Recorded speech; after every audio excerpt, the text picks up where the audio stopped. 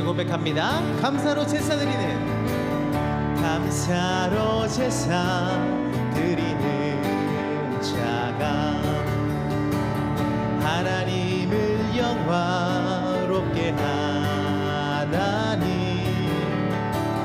그 행위를 옳게 하는 자에게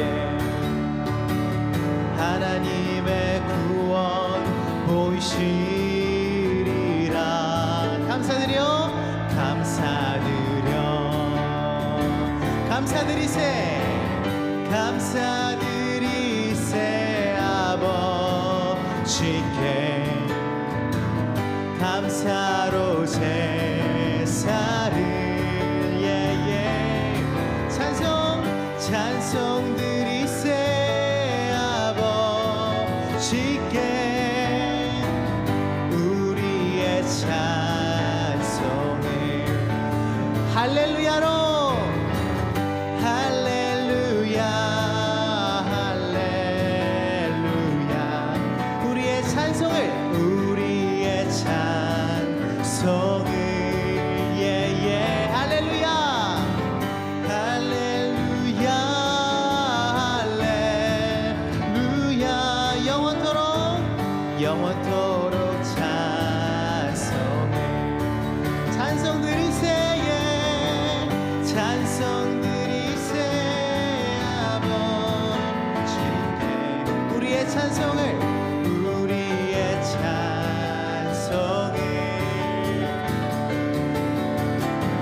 찬송 드리세 아버지께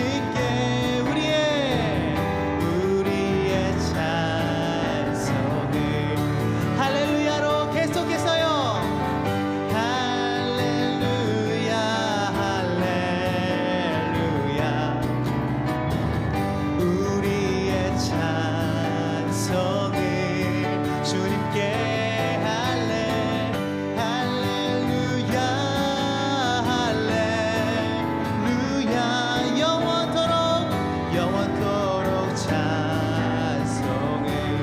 영원토록 감사를 영원토록 감사를 영원토록 감사 찬송 영원토록 감사 찬송을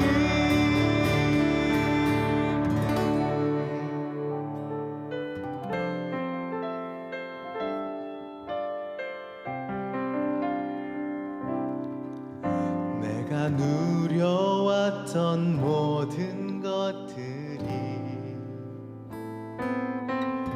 내가 지나왔던 모든 시간이 내가 걸어왔던 모든 순간이 당연한 것 아니라 은혜였소. 아침 해가 뜨고 저녁에 노을 봄의 꽃향기와 가을의 열매 변하는 계절의 모든 순간이 당연한 것 아니라 은혜였어. 모든 것이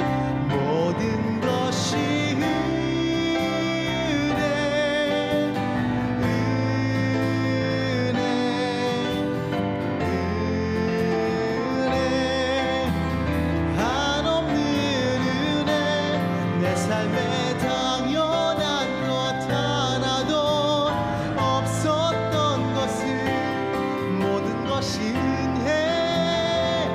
은혜였소. 이절로요 내가 이 땅에 태어나 사는 것 어린아이 시절과 지금까지 숨을 쉬며 살며 꿈을 꾸는 삶 당연한 것 아니라 은혜였소. 내가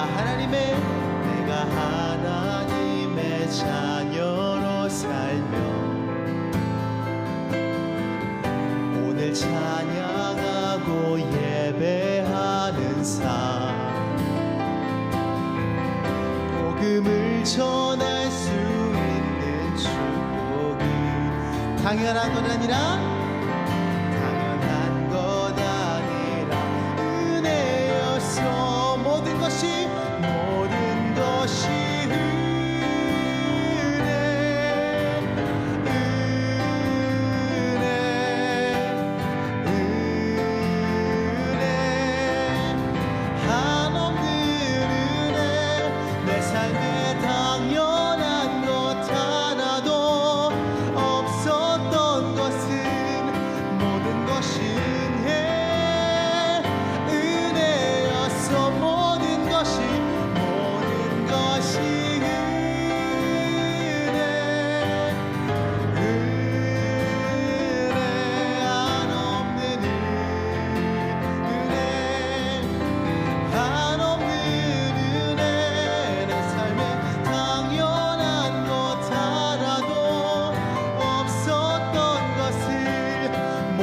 것이 은혜여서 모든 것이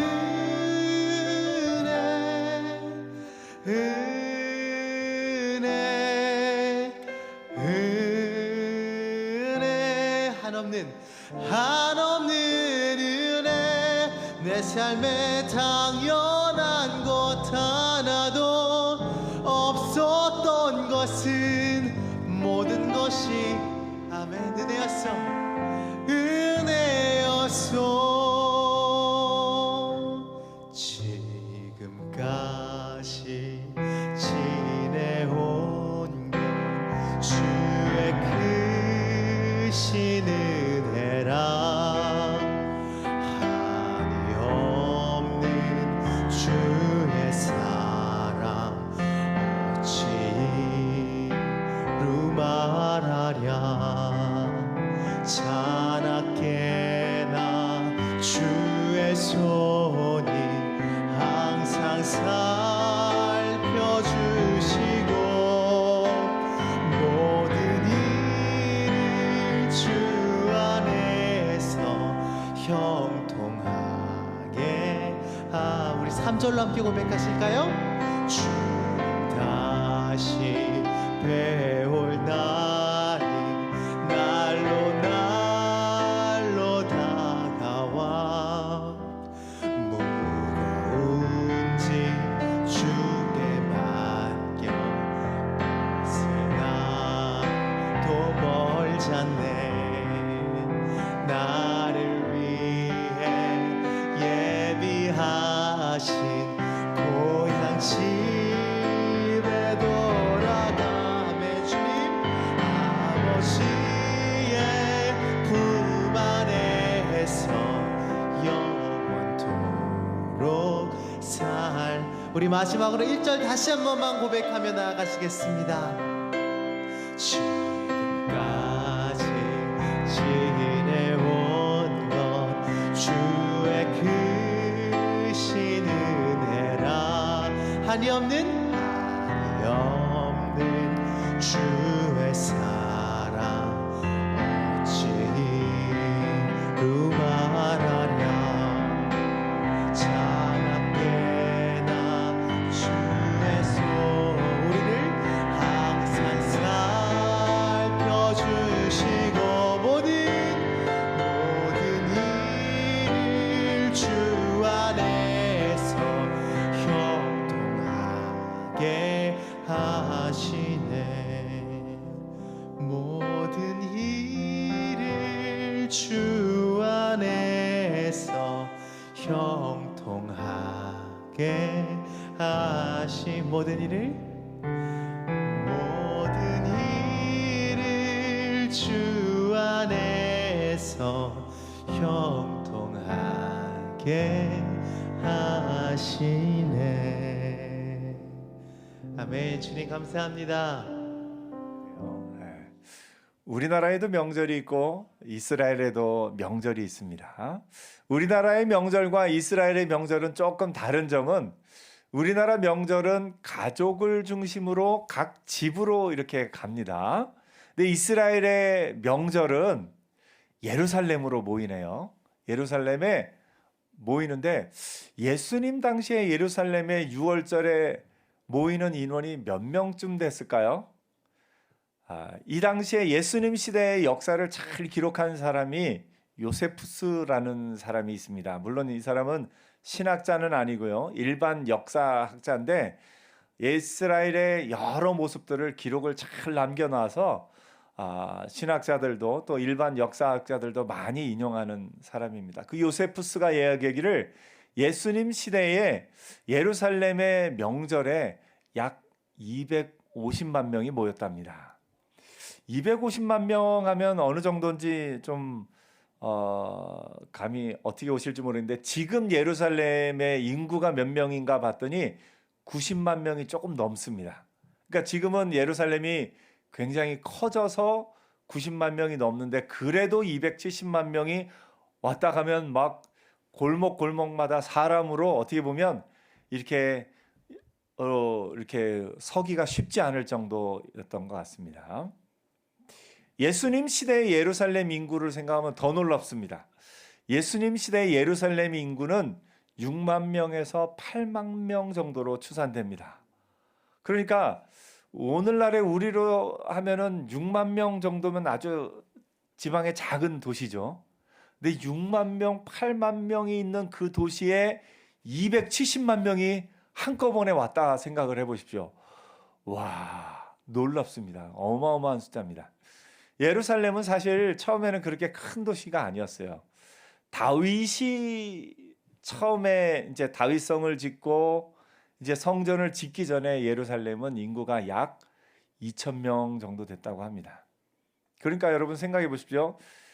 다윗 시대에 다윗 그 성에 살았던 사람들은 밧세바 하면 누군지 알았을까요? 몰랐을까요? 다 알았죠.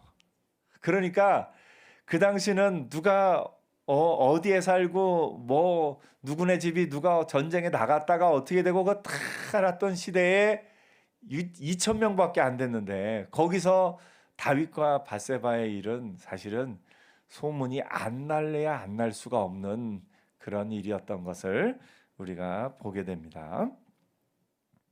아무튼 예수님 시대의 예루살렘의 인구가 약 6만 명에서 8만 명이었는데 270만 명이 모여드는 어마어마한 명절인 것을 봅니다.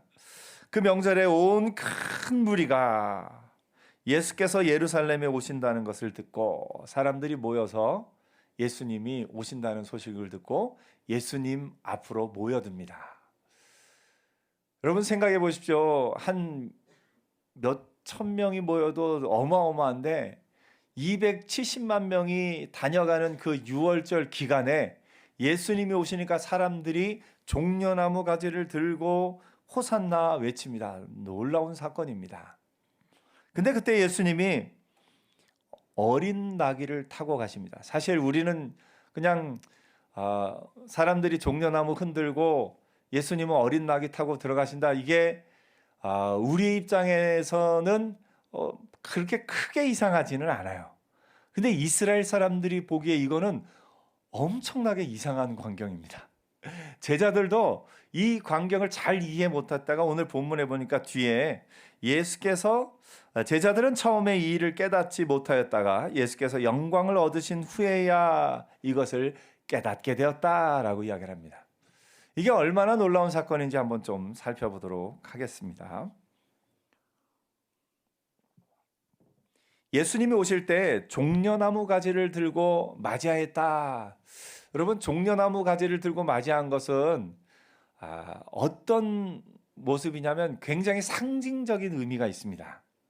그러니까 그냥 종려나무 가지를 흔드는 거 원래 시작은 초막절에 시작됐어요. 레위기 23장에 보면 첫날에는 너희가 아름다운 나무 실과와 종려나무 가지와 무성한 나무 가지와 시내버드를 취하여 너희 하나님 여호와 앞에서 이레 동안 즐거워할 것이라. 처음에 초막절에 다른 나무 가지들과 함께 종려나무 가지를 흔드는 것이 초막절의 시작이었습니다. 근데 예수님 시대의 종려나무 가지를 흔드는 건 굉장히 상징적인 의미를 갖게 됐습니다. 그건 뭐냐면 이스라엘의 독립을 바라는 사람들이 독립운동을 하면서 흔드는 게 종려나무 가지였어요.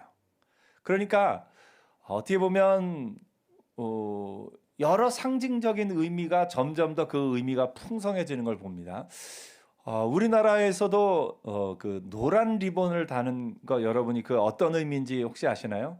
노란 리본은 사실은 청교도들이 시작했다고 합니다. 청교도들이 어떻게 보면 다시 돌아오기를 기원하는 마음에 그 남편들에게 노란 이런 목도리를 선물해 줬답니다. 이게 이제 미국으로 청교도들이 넘어가면서 미국에서 그 이야기가 전해져 내려오고 그러다가 이제 남북 전쟁 때 그런 고 어간에 그런 얘기가 있었대요. 어떤 사람이 이제 어떤 일로 말미암아 감옥에 가게 됐는데 3년 후에 이제 집으로 돌아올 때가 됐는데 그 아내가 편지를 썼답니다. 당신이 여전히 나를 맞아줄 마음이 있거든. 우리가 잘 아는 그 마을 입구에 어떤 마을에 노란 그 어떤 손수건을 좀 달아달라 했는데 그날 이제 버스를 타고 이렇게 오는데 어땠을까요? 모두 잘 아는 이야기처럼 노란 손수건이 나무에 한가득 달려 있었다. 그런 얘기를 통해서 또 그거를 어떤 가수가 미국의 그 올드팝이죠. 노래를 하며 옐로우 리본 트리 이렇게 어느 트리에 옐로우 리본이 뭐 가득 달려 있었다는 얘기를 노래하면서 참 많은 사람들에게 그 얘기가 알려졌습니다. 미국 내에서는 이 노란 리본이 조금 더 상징적인 의미를 갖게 된 게 1979년인가요? 이란과 그 미국이 그 이전에 팔레비 왕조 때는 이란이 대표적인 중동에서도의 친미 국가였습니다. 팔레비 왕조 때는 이란이 굉장히 잘 살고 그때는 이란과 우리나라가 수교를 하면서 우리나라에는 테헤란로를 만들고 이란에는 서울로를 만들었어요. 서로 그런 교류가 있을 만큼 그런 나라였는데 이란이 이제 호메이니가 민족주의를 내세우면서 하면서 좀 이게 갈등이 생기면서 팔레비 왕조가 끝나고 이란이 좀 어떤 완전히 미국과 등을 지는 나라가 됐는데 그때쯤에 미국인들을 이란에 있는 미국 대사관에 억류가 되었던 그런 때가 있습니다. 그때 그 억류됐던 사람들이 무사히 돌아오기를 바라는 마음에서 미국에서 또 노란 리본을 사용했다라고 합니다. 우리나라에는 특별히 큰 아픔을 겪었던 얼마 전에 있었던 그때 일로 말미암아 마음 아픈 사람들이 우리 학생들이 좀 무사히 돌아오기를 기원하는 마음을 담아서 또 노란 리본을 썼던 그런 때가 있습니다. 그 앞서서는 아프간에 우리 도와주러 갔던 사람들이 잡혔을 때 그때도 잠깐 돌아오기를 바라는 마음으로 이렇게 썼던 때가 있습니다. 그러니까 여러 그 상징적인 의미들이 시대에 따라 조금씩 달라지기도 하고 이런저런 의미로 사용되는 것을 봅니다. 예수님 시대의 종려나무 가지가 그랬어요. 처음에는 초막절에 흔드는 걸로 시작을 했는데 예수님 시대에는 이스라엘의 독립을 바라는 사람들이 그런 어떤 모임을 할 때 종려나무 가지를 흔드는 것을 상징적으로 사용하기 시작한 겁니다. 실제로 이스라엘의 독립을 이때 했던 그 전쟁 가운데 동전에 이 종려나무 가지를 새겨 넣은 동전을 발행하기도 했습니다. 그러니까 예수님이 오실 때에 종려나무 가지를 흔드는 사람들의 마음은 무엇과 같습니까? 이제 우리나라 1919년 3.1 독립운동 때 태극기를 막 흔들면서 길거리에 다녔던 그 마음으로 지금 종려나무 가지를 흔드는 겁니다. 이제 드디어 때가 됐다. 이제 드디어 이스라엘이 독립할 때가 됐다. 우리의 왕으로 오실 저 예수님을 우리가 맞이하자 하면서 종려나무 가지를 흔드는 겁니다. 그러니까 이스라엘은 지금 독립운동이 일어날 그런 분위기에 지금 수백만 명이 모여서 예루살렘에 모여서 종려나무 가지를 흔들고 있는 겁니다. 호산나라는 말도 그 말의 의미는 뭐냐면 지금 구원을 주소서라는 의미를 담고 있습니다. 시편 118편 25절에 보면 여호와여 구하옵나니 이제 구원하소서. 이게 호산나의 의미예요. 지금 우리를 구원하소서. 이제 드디어 때가 됐습니다. 이제 드디어 때가 됐으니까 우리를 구원하여 주옵소서 하면서 종려나무 가지를 흔들며 예수님에게 호산나 찬송하리로다 노래하는 이스라엘의 모습을 우리가 보게 됩니다. 그러니까 우리가 생각하는 것보다 훨씬 더 분위기가 막 들떠 있고 이제 드디어 이 억울함, 이 분노, 이 모든 것을 해결할 때가 왔다라고 사람들이 소리 지르고 있는 겁니다. 그런데 그 가운데 예수님께서 어린 나귀를 타고 가십니다. 이것은 사실은 참 어색한 광경입니다. 왜냐하면 왕을 맞이하러 흔드는데 보통 왕은 어떤 모습으로 옵니까? 말을 타고, 그래도 멋있게 말을 타고 혹은 병거 타고 멋있게 와야 되는데 어린 나귀를 타고 옵니다. 어린 나귀는 사람들이 물건을 좀 싣거나 애들이 장난으로 이렇게 타고 다니는 그런 나귀가 어린 나귀입니다. 그렇기 때문에 이 모습은 굉장히 낯선 모습이고 있지 않은 모습입니다. 그런데 성경은 이것을 미리 예언하고 있었습니다. 스가랴 9장 9절에 이렇게 합니다. 시온에 따라 크게 기뻐할지어다 예루살렘에 따라 즐거이 부를지어다 보라 내 왕이 내게 임하시나니 그는 공의로우시며 구원을 베푸시며 겸손하여서 나귀를 타시나니 나귀의 작은 것 곧 나귀 새끼니라 라고 성경은 미리 예언하고 있습니다. 오늘 이 본문을 통해서 종려나무 가지를 흔들며 호산나 노래하던 이 이스라엘 백성들의 마음을 우리의 마음과 좀 비교해 봤으면 좋겠습니다. 이스라엘 백성의 지금 마음은 뭐냐면 지금 구원하소서. 지금 우리에게 있는 이 문제를 지금 해결해 주옵소서. 그것도 아주 우리가 생각하는 영광스러운 모습으로, 왕의 모습으로. 그러니까 학생들의 입장에는 지금 막 친구들한테 예를 들면 괴롭힘 당하고 좀 어려운 마음이 있는데 주님, 이번에 제가 반에서 1등 하게 해주셔서 우리 나를 괴롭히던 저 아이들의 코를 납작하게 해주옵소서 하고 바라는 게 지금 이 이스라엘의 사람들의 마음과 지금 우리의 마음이에요. 어떻게 보면 직장을 다니면서 직장 상사한테 막 일 못한다고 한참 이렇게 한 얘기를 들었어요. 근데 마음에 기도하는 거예요. 하나님, 이번 이 계약건, 이번 이 일을 잘하게 해주셔서 사장님이 인정하는 사람 되게 해주시옵소서. 그런 마음이에요. 그러니까 지금 나에게 있는 이 문제를 그 누구보다 영광스럽게 해결해 주기를 바라는 우리의 마음이 이스라엘의 마음과 이어져 있습니다. 우리는 사실 그게 나의 영광을 구하는 것인지 모르고 나의 욕심이 들어간 마음을 좀 구할 때가 있습니다. 그래서 내가 좀 드러나고 내가 좀 멋있어 보이고 내가 좀 남들 앞에 그냥 힘있게 능력 있게 나타나면서 이 문제가 해결되길 바라는 그런 마음이 우리 가운데 있습니다. 그래서 어떻게 보면 예수 믿는 사람이 제일 이 나라에서 돈 많은 사람이 예수 믿는 사람이었으면 좋겠고 이 나라에서 제일 높은 자리에 권력 있는 자리에 오르는 사람이 예수 믿는 사람이었으면 좋겠고 예수 믿는 사람이 교회가 이 세상 가운데 능력 있는 모습으로 그 누구보다 힘 있는 모습으로 나타나서 세상 사람들이 교회에서 뭘 한다 하면 꼼짝 못하는 그런 어떤 모습이 있었으면 좋겠다 생각하는 게 우리의 생각인지도 모릅니다. 그런데 여러분, 교회가 가장 타락했을 때는 언제냐면 교회가 가장 힘을 지녔을 때입니다. 중세시대에 교회가 너무 지나친 세상의 권력을 교회가 가짐으로 말미암아 교회가 왕보다 높은 위치에 있었던 그런 중세시대에 교회가 가장 타락했던 안타까운 역사를 우리가 기억해 볼 필요가 있습니다.